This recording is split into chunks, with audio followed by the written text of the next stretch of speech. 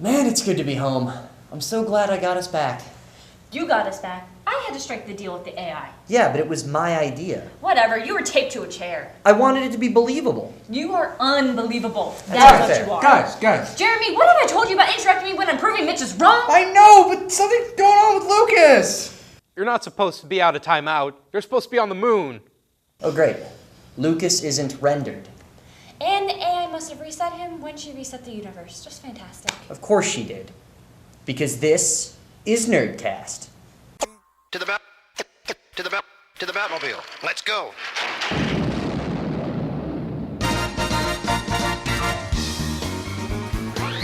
Atomic batteries to power. Turbines to speed.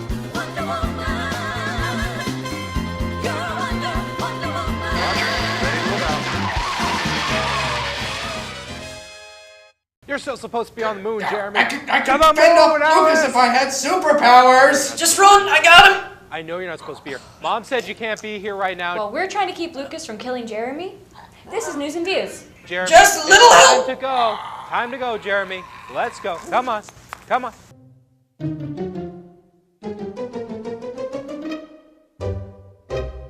I want to give you my review of 47 Ronin, but before I do, let me set the stage with an overlong metaphor. I like cereal. I'm dead broke, but I still shell out for the $4 and $5 boxes of cereal. You know, the name brand stuff that I may or may not be able to mention here due to copyright issues. I also love root beer, and I've spent sometimes too much money on that as well. But if I were ever to mix root beer and cereal together and try to eat it, I would have just made an awful mistake.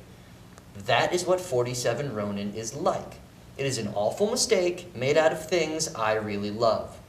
I mean, there's samurai action, Keanu Reeves in an action movie, and yeah, I think that's about it. Yeah, I think you covered everything. Only 2 selling points, and they still get everything so wrong. 47 Ronin is a classic tale from Japanese mythology about a group of rogue samurai getting revenge for their master's unjust execution. To accomplish this, they need to do some fantasy tasks, and then lead a raid on the bad guy's fortress. It's a pretty simple premise, so it took a lot of thought to figure out where exactly they went wrong. Because by right, I should love this movie. I mean, I loved Pacific Rim purely because it hit all the right buttons. I know it's only a decent movie at best, but it was fun and flashy in a satisfying way. 47 Ronin can't even get into this ballpark. And I think that comes down to the movie's runtime. 90 minutes on this movie's 2 interwoven plots is just not enough.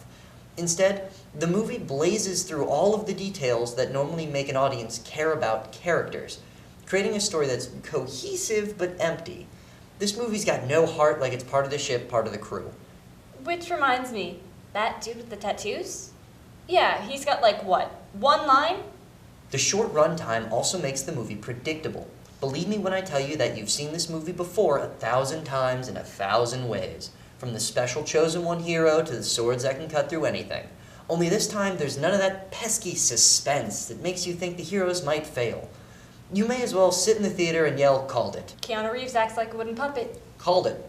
The CGI is cheap. It looks like the test animation from The Lord of the Rings. It's like every actor is barely trying. That's it! That's why it's so awful! The stink of not trying is all over this thing. The pitch must have been just throw Keanu a katana and let him matrix around an army of Asian actors while being the only person in the room who's not racist or incompetent, because white people are magic in this movie. Seriously, he's white because he's magic. Just watch the movie. Actually, don't, unless you have the attention span that makes you immune to seeing patterns in movies, in which case, keep practicing multiplication, because it's like addition, but you're adding things over and over again. You'll get it eventually. Hey guys, let's start today's show with some movie and TV news. In case you missed it, The Simpsons homage to Miyazaki is available on YouTube. The most obvious gag is Spirited Away, but there's also some Howl's Moving Castle, My Neighbor Totoro, Kiki's Delivery Service, all of those. There's even more references, obviously. Can you name them all? Ooh, Spirited Away. Yeah, I said that one already. So there's been talk of possibly doing the Dexter spinoff. Oh, come on. With that ending, is it really necessary? You're right, especially since it's supposed to be all about Dexter. Luckily, Supernatural is getting a backdoor pilot for its spin-off reportedly sometime this season, bringing hope not just for a good spin-off, but good TV. Frozen is in early talks of a Broadway musical. Woo! Called it! Mitch, why are you always interrupting me? I called it. No, you didn't. I did. But while that's happening, you can start counting the days until Despicable Me 3. More Minions will be unleashed June 2017. Get ready to be bombarded with more Despicable Me merchandise closer to the release date. In other movie news, Fast and Furious makers have not yet decided what they're doing with Paul Walker's character in Fast and Furious 7. The movie was halfway through production when the tragic accident occurred. The release date has been pushed back to 2015. We at Nerdcast propose that you stop making those movies. They're just for prepubescent boys whose moms need to take them to the theater anyway. To help you better ignore Mitch, be sure to start planning to get new TV within the next few years. During CES, several new models were shown off, and there seems to be a trend developing after the disaster that is 3D televisions. Ultra HD TVs are also becoming more common. Both LG and Samsung showed off flexible, bending displays so you can get the most out of your pixels. Nidhogg is one of those cool little indie games that pops out of nowhere and becomes addicting fast. This is a strange type of brawler for our modern fighting game tastes. Players play as 8-bit fencing sprites equipped with adorable 8-bit swords and unquenchable bloodlust. The easiest way to describe Nidhogg is a tug of war, where you stab instead of pull. Players fight to reach the opposite end of the map. Each time an opponent is slain, you get a few seconds to advance before the opponent respawns. Eventually, one of you will make it to the end of the map where you've earned the honor of sacrificing yourself to the mighty Nidhogg. Just look at this nightmare-fuel monstrosity. Look at the deadness mixed with joy in his eyes. He loves the taste of human flesh, but it's still not enough to fill the void in his soul.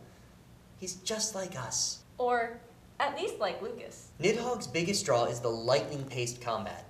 Even with only 2 buttons and a D-pad, Nidhogg's combat is surprisingly deep. Those few buttons manage to contain dive kicks, sword throws, and an arsenal of complicated techniques designed to help you better stab people. This, combined with split-second decision-making, means combat is exciting and intense, and every death will be punctuated with you mashing buttons while mumbling, come on, like it's a magic spell that makes you respawn faster. Of course, this is all assuming that the game plays properly. I, and many others, if the Steam discussion community is to be believed, had trouble with this game slowing down its frame rate for practically no reason. I can't see why. This game has the graphical strain of Super Mario. In fact, the low-res graphics were probably designed specifically to never cause lag, and yet here it is, killing the natural flow of the game like the Nidhogg itself. All of this is on top of actual server lag when playing multiplayer. Granted, this doesn't happen all the time, but when it does, the whole point of the game flies right out the window. I mean, at its core, this is a game designed to be played by player versus player battles in speed and skill contests. You can only get that from the single-player campaign so many times. For the record, that's only one time. Nidhogg also needs more content. Currently, there are only 4 maps on which to stab people, and player designs range from the red to purple variety, usually staying at yellow or orange. I understand that the player sprites need to be equal, but the game could use a little more visual stimulation. Nidhogg is the perfect example of a game that's easy to learn but hard to master, the sure sign of a great game. However, it is in desperate need of an update, as the biggest selling point is a combat system that only works half the time. I really love the ideas behind Nidhogg, but with so little content and this huge looming lag issue, I can't recommend it for the full price. Still, keep an eye on this game. A few more improvements and it just might be worth sacrificing yourself to the immortal Nidhogg! The battle of smartphone domination continues. Apple has managed to grasp 42% of the market in the US. Samsung is also growing but only has 26%. However, they plan to release the Galaxy S5 by April. Samsung has also talked about a possible reaction to Apple's fingerprint scanner, an eye scanner. Hey NSA, stop giving ideas to phone companies.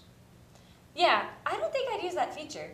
My guess is they just didn't want to confirm it until they could effectively gauge reactions. I mean, they wouldn't be stupid enough to use that feature, right? Right? The Last of Us DLC is coming out on February 14th. That's right, on Valentine's Day, you can pull those heartstrings in directions you never thought possible just from playing a game. They even released a 2-minute trailer. Look for the link on our Facebook page. So, SimCity is getting an offline mode with Update 10, Finally. and luckily EA is making it free. Apparently they're not as stupid and or evil as I thought. Another great game is seeing amazing success. Beyond Two Souls had sold 1 million copies just before Christmas. Hey look, it seems like gamers actually like a good storyline. The 3DS is also doing pretty well. It passed lifetime sales of 11.5 million in the US and sold more units in the UK than the PS4 and Xbox One last year. Ha! Take that, Xbox. It beat the PS4 too, or did you miss that part?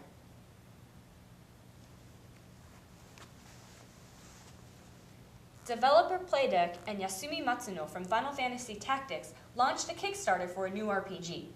Unsung Story was originally for mobile, but will now be released on PC, Mac, and Linux. The 3DS, PS4, and Vita are stretch goals. It follows the story of several different heroes, which represent the various classes. That's cool and all, but where's the news on the Steam machines you promised us? Well, Valve has been pretty busy over the past few weeks. Steam grew 15% in 3 months, reaching 75 million users. They are planning on adding 12 new currencies to the system, so users don't have to convert those prices on their own and also worry about those exchange rates. Valve removed the touchpad for its controller instead of opting for the traditional D-pad and 4 buttons, and devs can now use the Oculus Rift with Steam. Right, so Steam machines. Chill out or you won't learn anything. Fine. I'm waiting. Patiently. At CES, 14 different Steam machines were announced and shown off. That's right, 14 with the prices ranging from budget-friendly console price to your college tuition. Each company has different specs, but not all are sharing what they are, and some even have different models to help you fit your budget. Most seem to be using NVIDIA graphics cards, and some are even using the Titan GPU, which explains the prices. As for the memory that you'll be needing thanks to all those Steam sales, well, there are several terabytes worth on most of these machines, including the budget-friendly ones. Some companies, such as Alienware, are even planning yearly models. Alright, Jess and I are gonna figure out how to fix Lucas. Your job is to keep him busy, got it? But he's trying to kill me. It's fine, just keep him busy. Why me? Why my segment? Because Jess and I have better contracts than you. You guys have contracts? Comics and anime, everybody.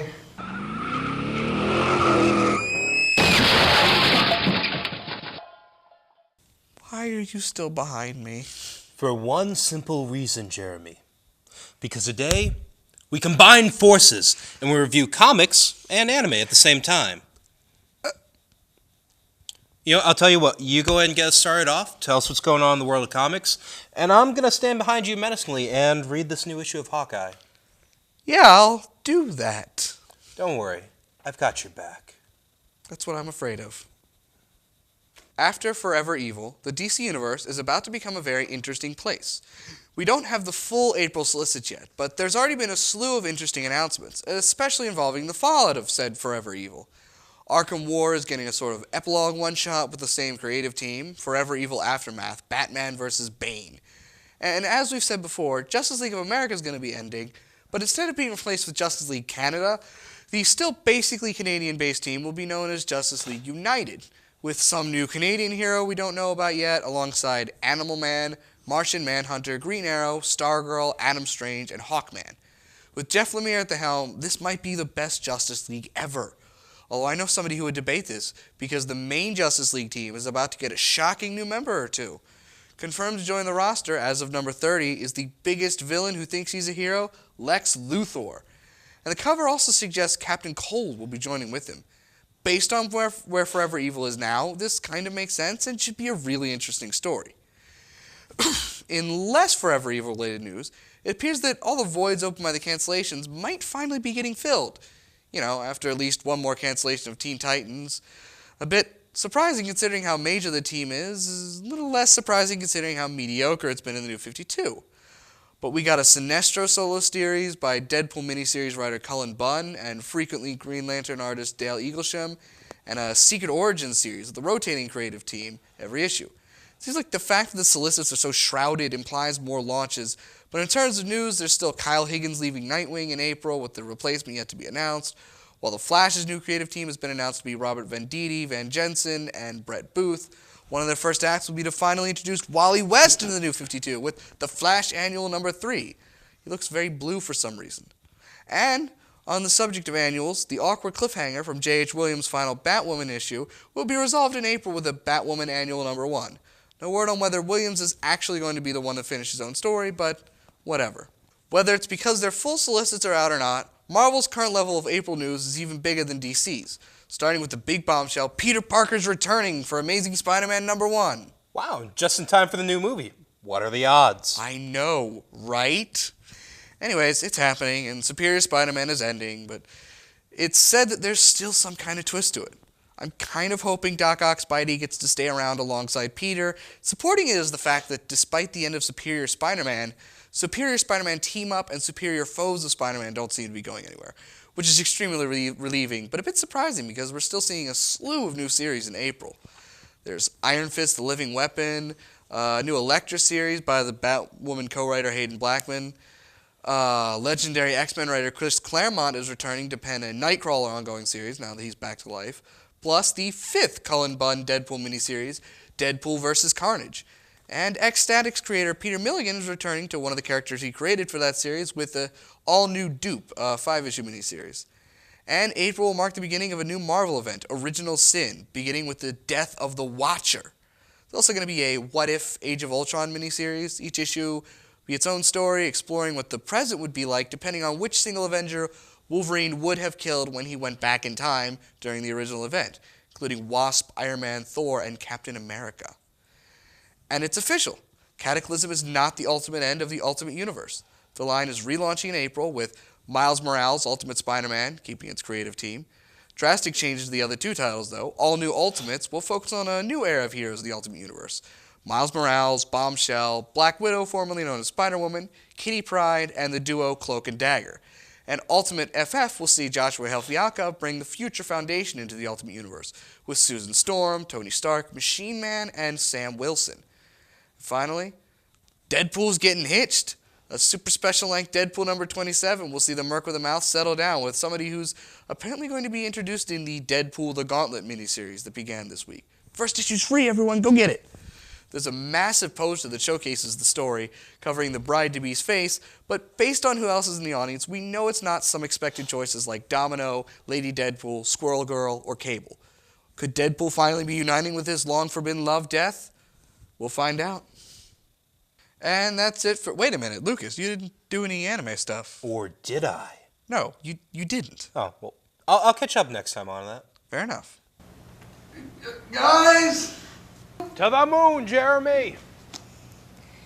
Hang on, Jeremy. Anything? Nope.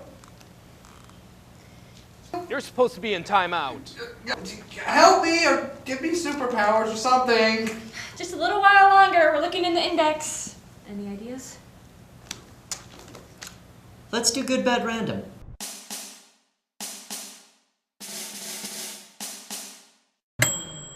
Genius. Good. It's action-packed, yet still has room for character development, so it's got plenty of fun action and a little bit of depth in a perfect balance. Bad. The pacing was a little bit all over the place, making the film feel a bit jumpy. Random. Legolas's dad, Thranduil. He's just a little bit creepy and weird. Just a little bit. Good. Peter Jackson actually cares about his source material. He may have even read this book at some point. Bad. There's some really random plot devices being tossed in to make the movie more interesting for a mass audience. Understandable, but it feels a little fanfiction-y. Random. So cue that weird little elf and dwarf love story thing going on.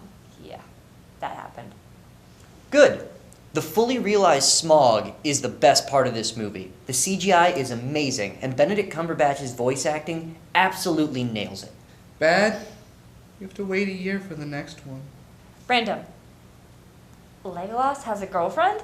Since when? And now, because the AI hates everyone and Jess is mad about it, This is a rant about emotional games. So nerds have always known that games can be rather emotionally ripping. Why do you think the P-Wing is in Mario? Aren't you tired of throwing your controller on the ground or at the TV because Mario just can't get past this level and keeps dying? Well, duh. P-Wing, magic, you're gone. Well, now, video games take on a different kind of emotional journey. Yes, you still have the games that make you throw your Nerf controller so it bounces back and hits you in the face, but now you also have games like Journey, which is a 3-hour emotional experience without any words. They don't really tell you how to play the game, they show you. You go with some random stranger on the internet, or a few if you happen to meet others, but it's only one at a time. You can't really communicate except for these pinging noises, and you search for these little pieces to give you more health and life. And the reason why you're going to this mountain, you don't know. You're just going.